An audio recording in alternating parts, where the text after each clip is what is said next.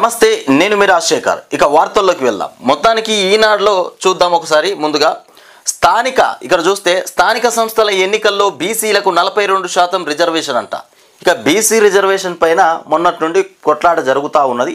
మొత్తానికి స్థానిక ఎన్నికల్లో బీసీలకు 42% రిజర్వేషన్లు కల్పించి ఎన్నికలు పెడతామని ఇవాళ కాంగ్రెస్ పార్టీకి సంబంధించినటువంటి మంత్రులంతా కూడా సమావేశంలో క్యాబినెట్ మీటింగ్ పెట్టి క్యాబినెట్ మీటింగ్లో తేల్చి చెప్పారట. మొత్తానికి ఆర్డినెన్స్ ద్వారా చట్ట సవరణ, మార్చి లోపల 1,00,000 ఉద్యోగాల భర్తీ, 2 ప్రైవేటు విద్యా సంస్థలకు కూడా యూనివర్సిటీ హోదా. రాష్ట్ర మంత్రివర్గం మొత్తానికి కీలకమైనటువంటి నిర్ణయాలు తీసుకొని ఈ సమావేశం అయితే ఏర్పాటు చేసింది. సమావేశంలో చూడండి, మంత్రివర్గ సమావేశ వివరాలను వెల్లడిస్తున్నటువంటి పొంగులేటి, ముఖ్యంగా దీనికి సభ అధిపతిగా పొంగులేటి శ్రీనివాస్ రెడ్డిని కూర్చుండబెట్టిరు. చిత్రంలో వాకిటి శ్రీహరి, పొన్నం ప్రభాకర్, జూపల్లి కృష్ణారావు, అల్లూరి లక్ష్మణ్ కుమార్ కూడా ఉన్నారు. మొత్తానికి ఈ సభకి అధిపతిగా పెద్ద మనిషి లెక్క పొంగులేటి శ్రీనివాస్ రెడ్డిని కూర్చుండబెట్టిరు. ఇకపోతే రాష్ట్ర జనాభాలో సగానికి పైగా ఉన్నటువంటి బీసీలకు ముఖ్యమంత్రి రేవంత్ రెడ్డి నేతృత్వంలో జరిగినటువంటి మంత్రివర్గ సమావేశం మరో శుభవార్తను కూడా ప్రకటించింది. ఈ శుభవార్తన ఇది. స్థానిక సంస్థల ఎన్నికల్లో బీసీలకు 42% రిజర్వేషన్లు కల్పించేందుకు క్యాబినెట్ ఆమోదం తెలిపింది.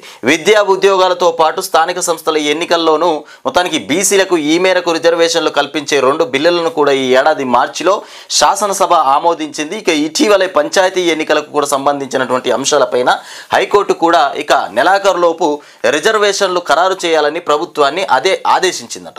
ఇక వీటన్నింటిపైన చర్చించిన మంత్రివర్గం స్థానిక సంస్థల ఎన్నికల్లో బీసీలకు 42% రిజర్వేషన్లు కల్పించాలని కూడా నిర్ణయం తీసుకుంది. సుప్రీంకోర్టు తీర్పులకు కూడా అనుగుణంగా రాష్ట్ర ప్రభుత్వం ఇప్పటికే బీసీ మొత్తానికి డెడికేటెడ్ కమిషన్ను కూడా నియమించింది. రాష్ట్ర ప్రణాళికా విభాగం ఆధ్వర్యంలో కులగణన చేపట్టింది. ఇక అందుబాటులో ఉన్నటువంటి డేటా ఆధారంగా జనాభా ప్రకారం బీసీలకు 42% రిజర్వేషన్లు కూడా అమలు చేసేందుకు తదుపరి చర్యలు చేపట్టాలని క్యాబినెట్ మొత్తానికి తీర్మానించిందట. ఇక బీసీ రిజర్వేషన్లను ఖరారు చేసేందుకు గ్రామ పంచాయతీ సర్పంచ్, ఎంపీటీసీ సభ్యులకు, మండలం ఎంపీపీ, జెడ్పీటీసీ ఇక సభ్యులకు, మొత్తానికి జిల్లా జెడ్పీ చైర్మన్లకు కూడా రాష్ట్రం ఇలా యూనిట్గా పరిగణిస్తారు. ఇక బీసీ రిజర్వేషన్ల పెంపులకు అనుగుణంగా పంచాయతీరాజ్ చట్టం 2018లో చేయాల్సినటువంటి సవరణకు ఇక మంత్రివర్గం ఆమోదం తెలిపింది. డాక్టర్ బిఆర్ అంబేద్కర్ రాష్ట్ర సచివాలయంలో ముఖ్యమంత్రి రేవంత్ రెడ్డి అధ్యక్షతన గురువారం సుమారు 4 గంటల పాటు మంత్రివర్గ సమావేశం జరిగింది. ఇక పలు అంశాలపైన చర్చించి నిర్ణయాలు తీసుకున్నారు. సరే, ఇక్కడ విషయం ఏంటంటే స్థానిక సంస్థల ఎన్నికల్లో బీసీలకు 42% రిజర్వేషన్లు కల్పించడానికి మంత్రివర్గ సమావేశం ఏర్పాటు చేసి అందులో ఇంకా కొన్ని విషయాలు, ఈ స్థానిక ఎన్నికలు కాకుండా ఇంకా మరే ఇతర విషయాలకు సంబంధించి కూడా చర్చలు కొనసాగినాయట. రేవంత్ రెడ్డి లేడు మరి అధ్యక్షతగా. మరి మళ్ళీ రేవంత్ రెడ్డి వచ్చిన తర్వాత మళ్ళీ కొత్త భాగవతాము, మళ్ళీ స్థానిక ఎన్నికలపైన మళ్ళీ ఒక్కసారి రివ్యూ పెట్టాలి. మరి వీళ్ళు తీసుకున్న నిర్ణయమే చివరిగా అయిపోతుందా? మళ్ళీ రేవంత్ రెడ్డి క్యాబినెట్ మీటింగ్లో మళ్ళీ ఆయనే పెద్ద మనిషిగా కూర్చుండి ఆయన మళ్ళీ నిర్ణయం తీసుకోవాలి. ఇవన్నీ మళ్ళీ ఒకసారి కూడా పెడతారా? మరి ఎన్నికలు ఎప్పుడు పెడతారా నాయన అంటే ఇగో ఎన్నికలకు సంబంధించి ఈ పరిస్థితులు అయితే బయటకు వస్తూ ఉన్నాయి. పెట్టేది ఎప్పుడో సమయం లేదు, ఇప్పుడు పెడతామనేటువంటి మాట మాత్రం చెప్తలేరు. కానీ బీసీలకు రిజర్వేషన్ కల్పిస్తాం, స్థానిక ఎన్నికలు ఇట్లా పెడతాం అట్లా పెడతాం, పెట్టకుంటేనే నయం అన్నట్టున్నది ఇలా ముఖ్యమంత్రికి. ఇక పంచాయతీరాజ్ చట్టానికి సవరణ, సెక్షన్ 285 మార్పు చేయనున్నటువంటి ప్రభుత్వం, స్థానిక ఎన్నికల ప్రక్రియ షురు. ఇక ఆర్డినెన్స్ జారీ చేయనున్నటువంటి పంచాయతీరాజ్ శాఖ. మొత్తానికి స్థానిక ఎన్నికల ప్రక్రియ షురు కాబడుతుందట. అమెరికాలో సంపన్న భారతీయం 43 దేశాలకు చెందినటువంటి 125 మంది ఇక బిలియనర్లలో మన వాళ్ళే 12 మంది అగ్రస్థానంలో.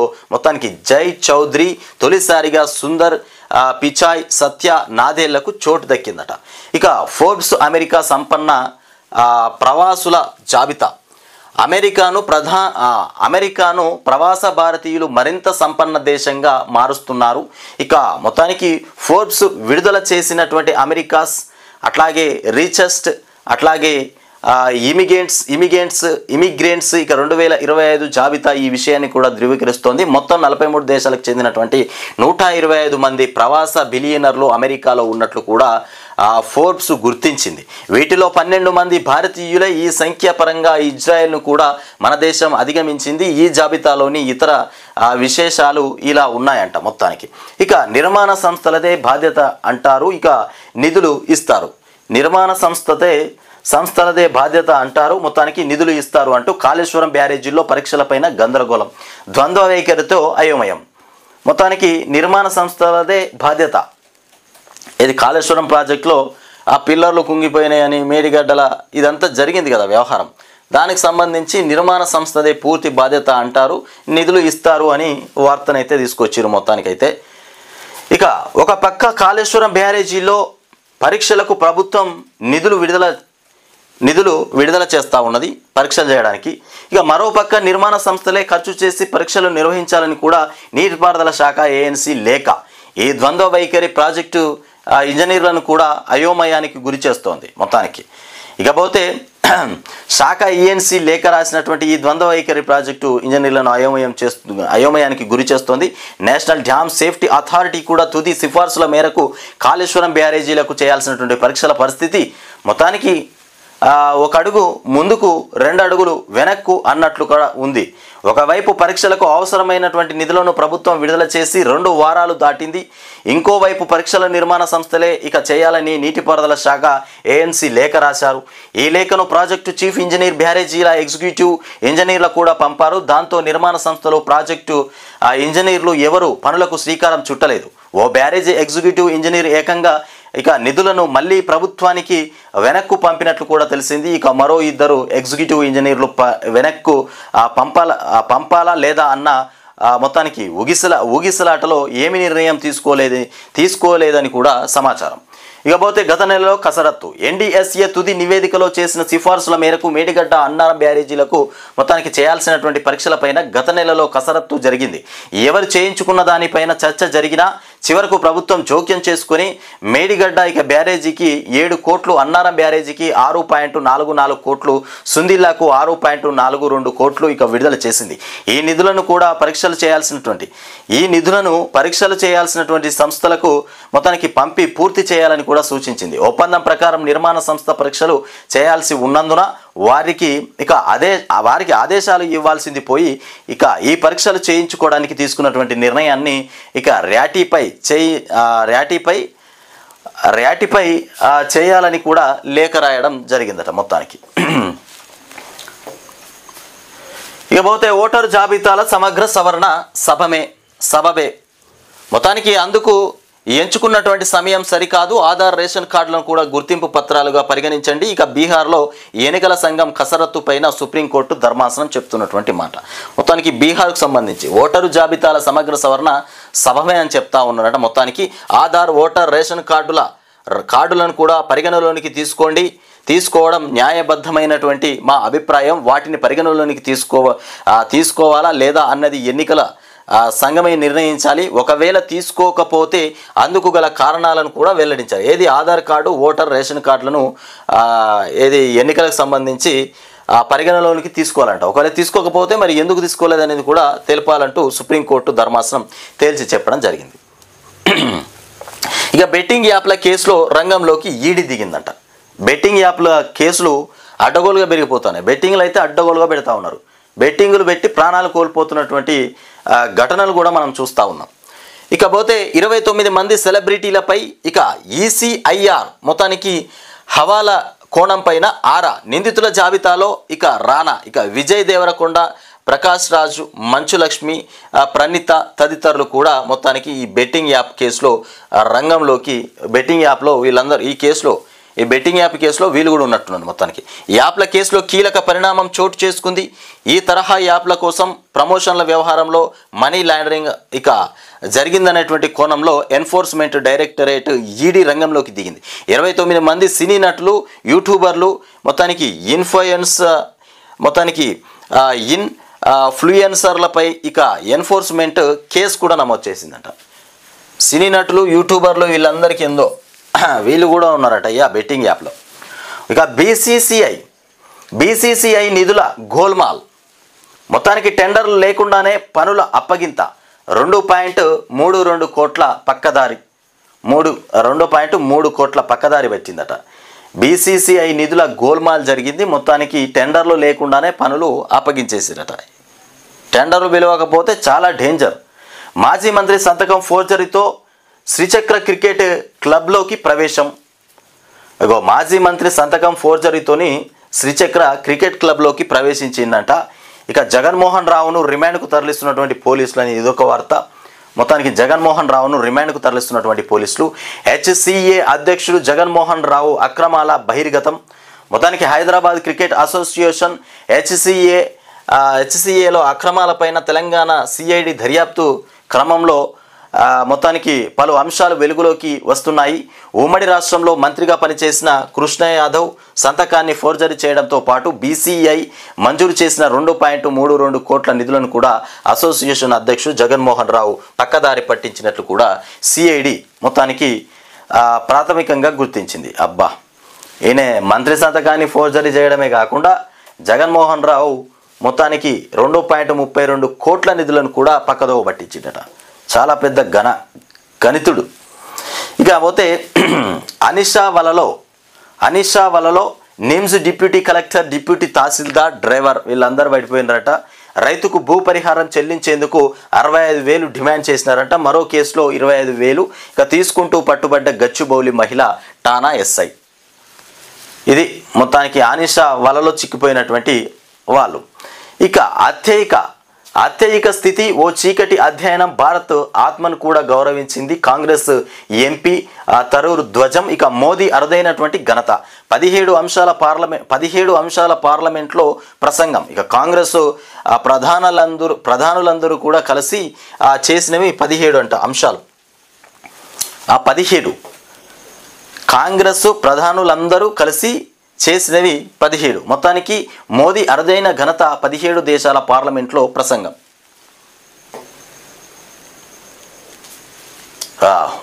ఊరి బడికి ఊపిరి. ఇక ఊరి బడికి ఊపిరి అంటే ఒక విషయం ఏంటంటే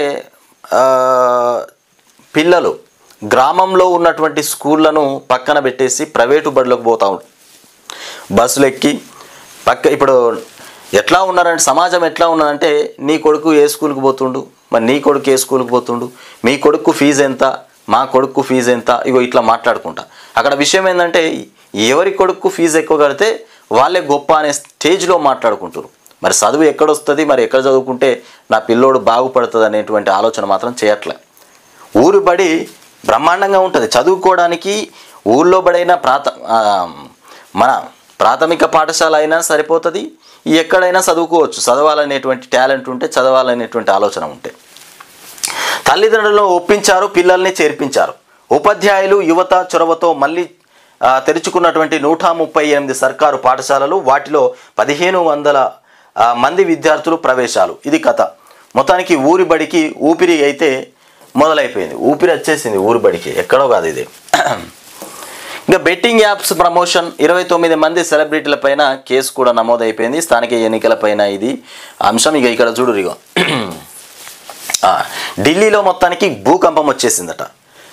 ఢిల్లీతో పాటు పలు ప్రాంతాల్లో భూమి కంపించింది. గురువారం ఉదయం 9 గంటలకు ఇక నోయిడా, గురుగ్రామ్, ఫరీదాబాద్, హర్యానాతో పాటు ఇక పరిసర ప్రాంతాల్లోనూ కూడా భూకంపం సంభవించింది. ఇక భూకంప తీవ్రత రెక్టర్ స్కేల్ పైన 4.4గా నమోదైందంట.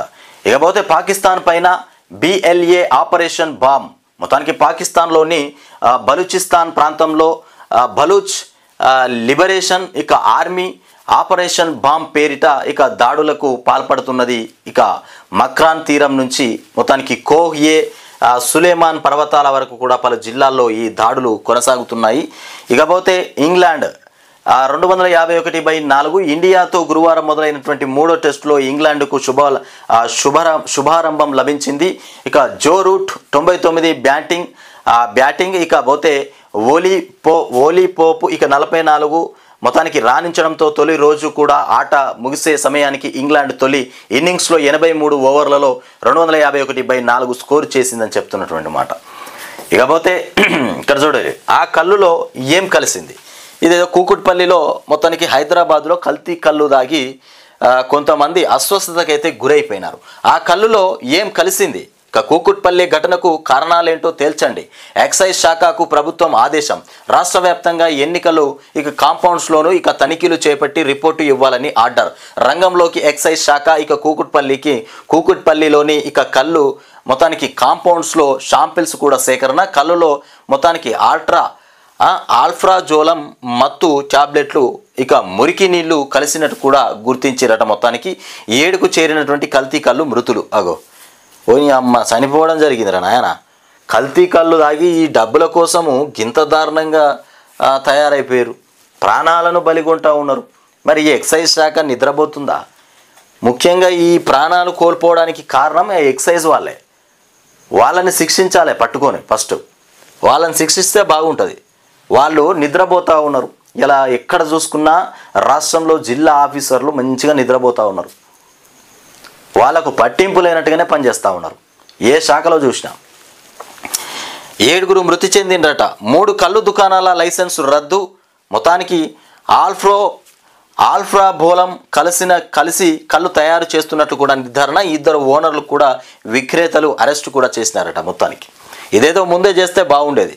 ప్రాణాలు కోల్పోయిన తర్వాత వీళ్ళకు తెలివితేటలు వస్తాయి ఎప్పుడు కానీ. కల్తీ కళ్ళుతో అమాయకుల ప్రాణాలు కోల్పోయిన ఘటన పైన మొత్తానికి ప్రభుత్వం సీరియస్ అయింది. దీనికి కారణాలేంటో తేల్చాలని కూడా ఎక్సైజ్ శాఖను ఆదేశించింది. రాష్ట్ర వ్యాప్తంగా ఎన్నికలు మొత్తానికి కాంపౌండ్స్లోనూ తనిఖీలు చేపట్టి సమగ్ర నివేదిక ఇవ్వాలని కూడా ఆదేశాలు జారీ చేసింది. ప్రభుత్వ ఆదేశాలతో రంగంలోకి దిగిన ఎక్సైజ్ ఎన్ఫోర్స్మెంట్ అధికారులు కూడా రాష్ట్ర వ్యాప్తంగా కళ్ళు దుకాణాల్లో సోదాలు నిర్వహించి శాంపిల్స్ సేకరిస్తున్నారు. వాటిని టెస్టుల కోసం కూడా ల్యాబ్లకు పంపుతున్నారు.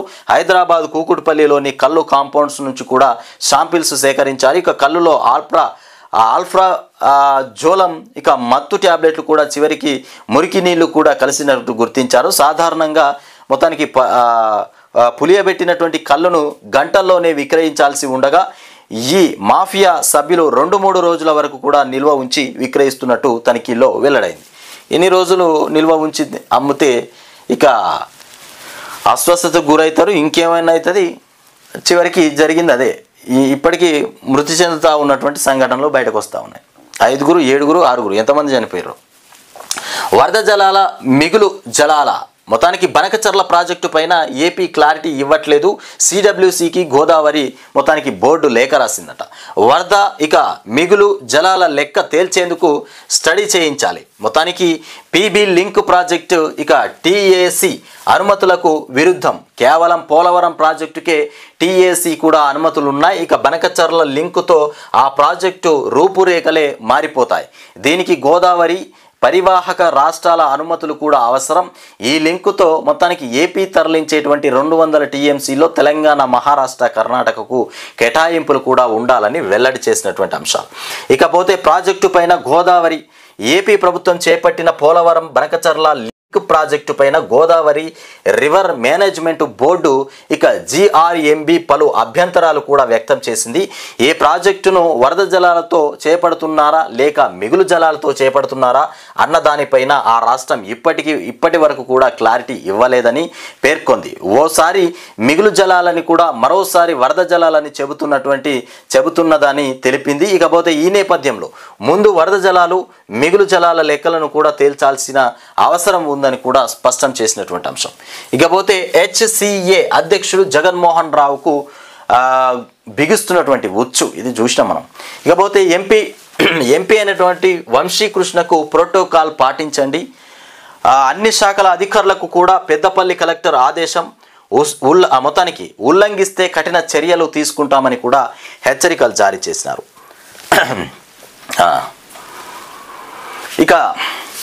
ఉప్పొంగినటువంటి ప్రాణహిత మొత్తానికి ప్రాణహిత ఉప్పొంగింది. ఎగువ ప్రాంతాల్లో వర్షాలతో లక్షలాది క్యూసెక్ల మొత్తానికి ప్రవాహం. 100 ఎకరాల్లో నీట మునిగిన పత్తి. కాళేశ్వరం వద్ద 10 మీటర్లకు పైగా ఎత్తుతో పారుతున్నటువంటి గోదావరి. ప్రభాకర్ రావు పైన సుప్రీంకు సిట్. మొత్తానికి ఢిల్లీకి ఇది ఫోన్ ట్యాపింగ్ సంబంధించినటువంటి వ్యవహారం. ఒడుస్తలేదు, పోతలేదు. అది ప్రభాకర్ రావు పైన సుప్రీంకు సిట్, ఇక ఢిల్లీకి వెళ్ళిన డీసీపీ విజయ్ కుమార్, ఇక అట్లాగే ఏసీపీ వెంకటగిరి అరెస్టు చేయకూడదనేటువంటి మినహాయింపు పైన న్యాయ సలహాలు, ఇక కస్టడీలోకి తీసుకుని విచారించాలని చూస్తున్నటువంటి సిట్ అధికారులు. ఇక హిందీ పైన రగడ, కేంద్రం బలవంతంగా రుద్దుతోందంటూ కూడా దక్షిణాది రాష్ట్రాల్లో నిరసనలు చేస్తూ ఉన్నారట. ఇప్పటికే తమిళనాడు, కర్ణాటక, కేరళ వ్యతిరేక గలం, తాజాగా మహారాష్ట్రలోనూ మొత్తానికి మరాఠా వాదం తెరపైకి. అట్లాగే మరోసారి దేశంలో పెద్ద ఎత్తున చర్చకు దారితీస్తున్నటువంటి భాషా వివాదం.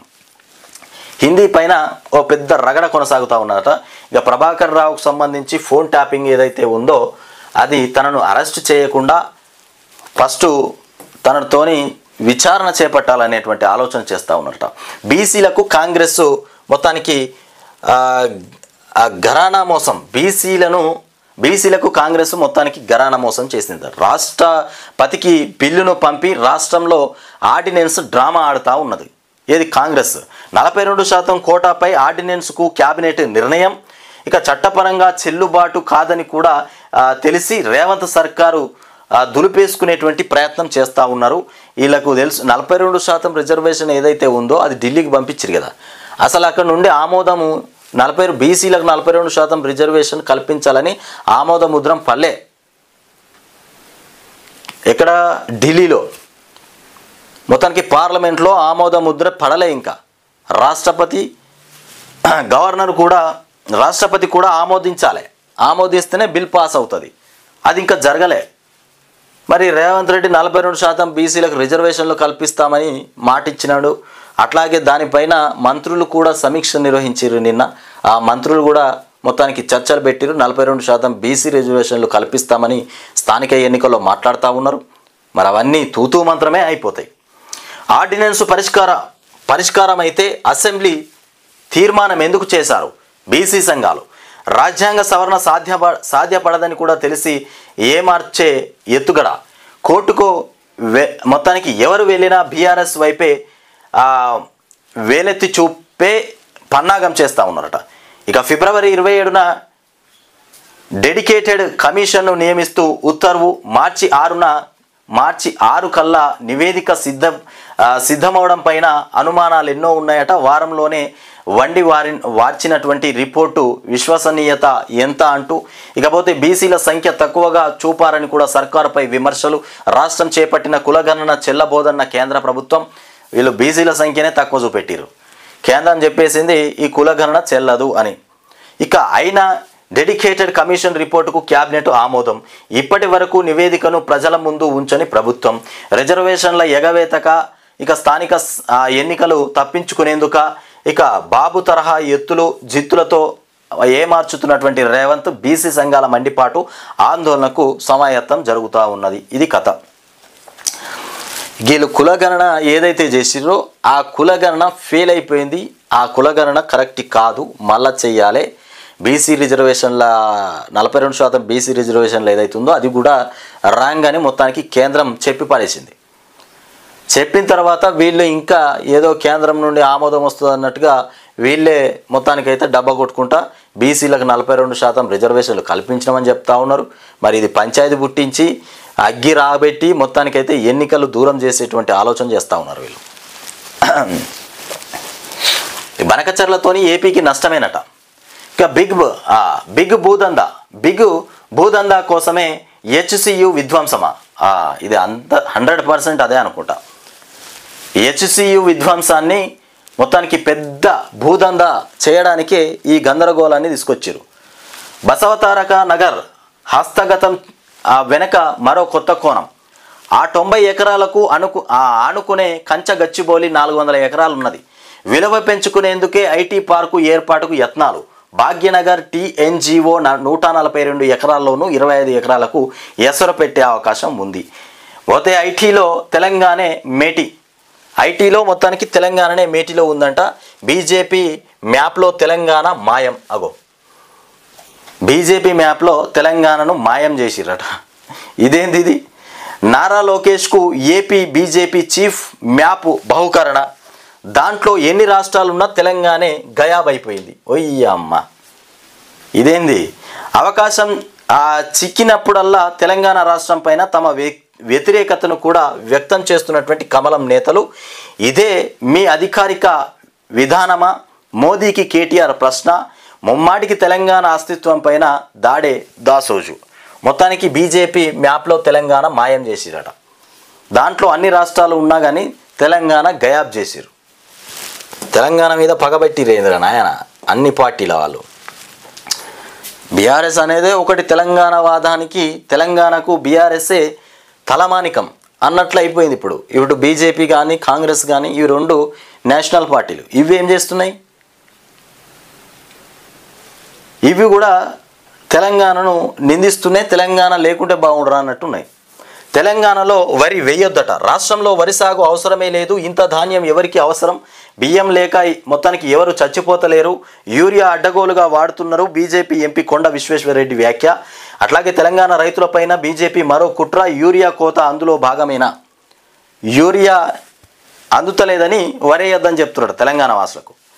కేంద్రంలోని బీజేపీ ప్రభుత్వం తెలంగాణ వరి రైతులపైన మరో కుట్రకు తెరలేపిందా? తాజాగా వరి సాగు యూరియా వినియోగం పైన బీజేపీ ఎంపీ కొండ విశ్వేశ్వరరెడ్డి చేసిన వ్యాఖ్యలతో మొదలైనటువంటి సందేహం. ఇది మూడేండ్ల కిందట యాసంగి ధాన్యం ఇక కొనుగోలు చేయకుండా కొర్రెలు పెట్టినటువంటి సంగతి. ఇకపోతే ఇందిరమ్మ ఇండ్లు మాకెందుకు ఇయ్యరు? చూడరు, ఇందిరమ్మ ఇండ్ల పంచాయతీ మళ్ళా మొదటికి వచ్చింది. అసలు ఎవరికి వస్తున్నాయో ఎవరికి పోతున్నాయో తెలుస్తుంది ఇందిరమ్మ ఇండ్లు.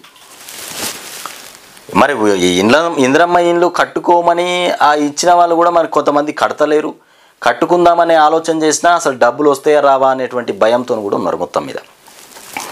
ఎందుకంటే రేవంత్ రెడ్డిని నమ్మాలన్నా ఈ సర్కారును నమ్మాలన్నా చాలా భయం వేస్తుంది. ఏ పథకం ఇచ్చినా, ఏ వ్యవస్థలో చూసినా, ఏ పథకం ఇచ్చినా చివరికి కొనముడతలేదు ఇది. ఇక ఓట్లు వేయడానికి తప్ప పథకాలకు మేం పనికిరామా? ఇల్లందు కాంగ్రెస్ ఎమ్మెల్యే కోరం కనకయ్య కాన్వాయ్ని అడ్డుకున్నటువంటి ప్రశ్నల వర్షం. మొత్తానికి అడ్డుకొని ప్రశ్నల వర్షం కురిపించిన గిరిజన మహిళలు. మొత్తానికి బయ్యారం మండలం బాలాజీపేట చోక్ల తండాలో నిరసన సెగ. నాకు అన్యాయమే ఎమ్మెల్యే కాళ్ళు మొక్కిన కాంగ్రెస్ కార్యకర్త. అవ్వా, కాంగ్రెస్ కార్యకర్తకే అన్యాయం జరిగిందని కాళ్ళు మొక్కినట. ఇంకేం పాడైందిగా? కాంగ్రెస్ కార్యకర్తలకే అన్యాయం జరిగినాక ఇక బీఆర్ఎస్ వాళ్ళకు, బీజేపీ వాళ్ళకు, సామాన్యులకు బ్రహ్మాండంగా జరుగుతుంది అన్యాయం. ఇక దాంట్లో అనుమాన పడాల్సిన అవసరమే లేదు. ఇక వచ్చేస్తోంది మన బాహుబలి. అగ్ని 5కి బంకర్. ఇక బస్టర్ బాంబును మోసేటువంటి సామర్థ్యాన్ని ఆమోదిస్తూ మిసైల్ను మొత్తానికి ఆధునీకరిస్తున్నట్లు కూడా DRDO ప్రకటించిందట. ఇక కాలం ల్యాబ్స్ కమాల్. అట్లాగే అమల్లోకి కొత్త రైల్వే ఛార్జీలు. రైల్వే శాఖ రైళ్ల టికెట్ల ధరలను కూడా స్వల్పంగా పెంచింది. పెరిగిన ధరలు సోమవారం అర్ధరాత్రి నుంచి అమల్లోకి వచ్చాయి. ఇక వారిద్దరు కూడా దైవ విరోధులంట. అట్లాగే ట్రంప్ నేతాన్యాహు దైవానికి శత్రువులుగా తయారయ్యారంటూ కూడా ఇరాన్ మత పెద్ద ఆయతొల్లా షిరాజీ ఫత్వా జారీ చేసినటువంటి అంశాలు. ఇక తల్లిదండ్రులను ఇక్కడ చూడరు. ఇక రేవంత్ రెడ్డి ఒక కొత్త వ్యవహారం తీసుకొచ్చింది. ఇది చాలా బాగున్నది. ఈ మాట చాలా మంచిదే. తల్లిదండ్రులను పట్టించుకొని ఉద్యోగుల వేతనాల్లో కోత. ఎవరైతే ఉద్యోగులు ఉంటారో వాళ్ళు వాళ్ళ తల్లిదండ్రులను పట్టించుకోకపోతే వాళ్ళ వేతనాల్లో కోత పెట్టి ఆ కోత డబ్బులు తల్లిదండ్రుల అకౌంట్లో పడే విధంగా చేస్తామని ముఖ్యమంత్రి రేవంత్ రెడ్డి చాలా మంచి విషయం చెప్పిండు. ఎందుకంటే ఉద్యోగస్తులు చాలామంది కూడా తల్లిదండ్రులను పట్టించుకోవట్లేదు.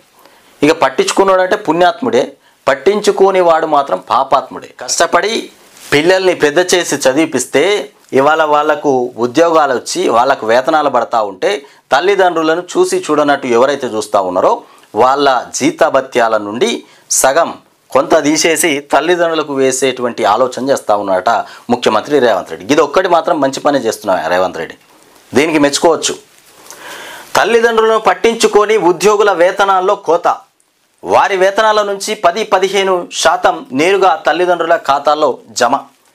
అధ్యయనం చేసి నివేదిక సమర్పించాలని అధికారులకు సీఎం రేవంత్ రెడ్డి ఆదేశం. అస్సాంలో అమలవుతున్నటువంటి పథకాన్ని పరిశీలించాలని సూచన. రవాణా, దేవాదాయ, ఇక ఐటీ సహా వివిధ శాఖల్లో ట్రాన్స్జెండర్ల సేవలు. ఇక దివ్యాంగులకు మరింత అండగా ప్రభుత్వం. ఇక సంక్షేమ శాఖల సమీక్షలో ముఖ్యమంత్రి రేవంత్ రెడ్డి దివ్యాంగులకు కూడా మరింత అండగా ఉంటామని చెప్తా ఉన్నారు. ఆ దివ్యాంగులకు పెన్షన్స్ పెంచమంటే పెంచట్లేదు, కానీ వాళ్ళకి అండగా ఉంటాడట. వాళ్ళకు పెన్షన్లు పెరుగుతలేవని దివ్యాంగులు రోడ్ల మీదకి వచ్చి ధర్నా చేస్తే సిగ్గుపోతుంది, రాష్ట్ర పరువు పోతుంది. దివ్యాంగులను కష్టపెడితే అసలు మంచి జరగదు, రాష్ట్రానికే చాలా పెద్ద పాపం. కాళ్ళు చేతులు కానీ వాళ్ళకు కళ్ళు ఇట్లా అవన్నీ సరిగా లేకనే వాళ్ళు బాధపడుతూ ఉంటారు. వాళ్ళకు పెన్షన్స్ పెంచాల్సింది పోయి వాళ్ళకు కూడా పెన్షన్లు పెంచుతలేకపోతాయి. మామూలు పెన్షన్లు అంటే ఇడిచిపెట్టు, దివ్యాంగులకు పెంచితే ఏమవుతుంది? వాళ్ళు చేసుకుందామంటే పని చేసుకోవడానికి వాళ్ళకు పరిస్థితులు అనుకూలించవు. ఒకరికి కాలు వంకర, చేతు వంకర, ఇంకేదో అంగవైకల్యంతోనూ ఉంటారు. మరి అట్లాంటి వాళ్ళకి ఉపాధి కల్పించాలంటే మరి ఈ పెన్షన్స్ పెంచితే బాగానే ఉంటుంది కదా. ఎప్పుడు పెంచుతావా ముఖ్యమంత్రి? అటు ఇటు నీ పదవి కాలం కూడా అయిపోతుంది, ఇక 2 ఏళ్ళు అయిపోయా. కమల దళపతి రామచందర్ రావు బీజేపీ రాష్ట్ర అధ్యక్షుడిగా నామినేషన్ వేసిన మాజీ ఎమ్మెల్సీ. అధిష్టానం ఆదేశాలతో ఒకటే నామినేషన్ దాఖలు. నేడు ఏకగ్రీవంగా ఎన్నిక ప్రక్రియ అంతా లాంఛనమే. యువ మోర్చా నుంచి రాష్ట్ర అధ్యక్షుడిగా సుదీర్ఘ ప్రస్థానం. 45 సంవత్సరాలుగా పార్టీలో వివిధ హోదాల్లో అనుభవం ఉన్నటువంటి వ్యక్తి. 45 సంవత్సరాల నుండి ఈయన వివిధ పార్టీలో అనుభవం ఉన్నటువంటి వ్యక్తి అంట. 45 సంవత్సరాల నుండి ఆ పార్టీలో వివిధ హోదాల్లో, ఇది బీజేపీ పార్టీలో 45 సంవత్సరాలుగా అదే పార్టీలో వివిధ హోదాల్లో పనిచేసిందంట ఆయన. ఇక మొత్తానికి అధిష్టానం ఏం చెప్పింది? అయితే అధిష్టానము ఈటల రాజేందర్ పోతే అరవింద్, వీళ్ళిద్దరు కూడా నామినేషన్ వేస్తారనేటువంటి అనుమానాలు అయితే వచ్చినాయి. అందరూ కూడా చర్చించుకున్నారు.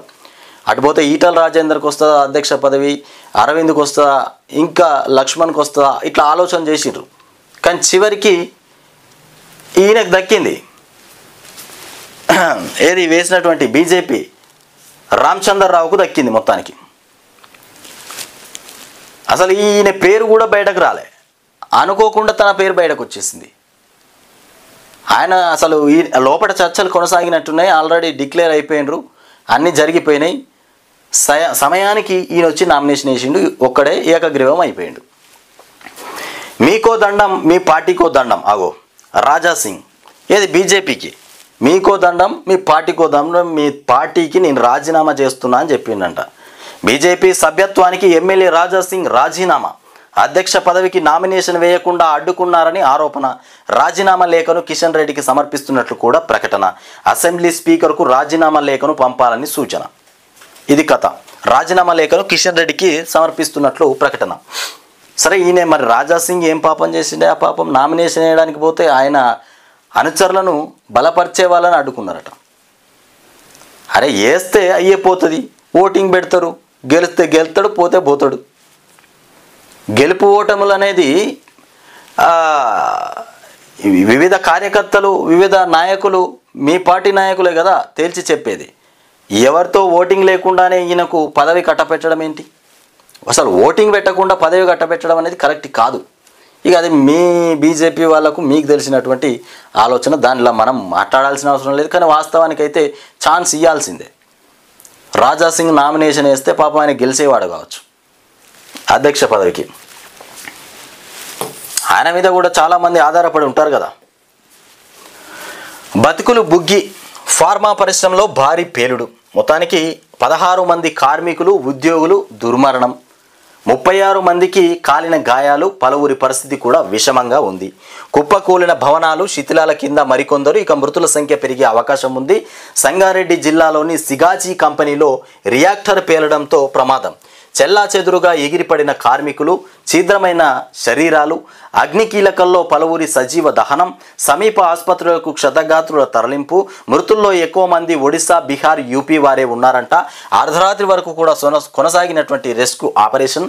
ఘటనా స్థలాన్ని మొత్తానికి ఆసుపత్రులను కూడా సందర్శించినటువంటి మంత్రులు. నేడు సీఎం రాక, ప్రధాని మోదీ, సీఎం రేవంత్ సహా ఇక ప్రముఖుల సంతాపం.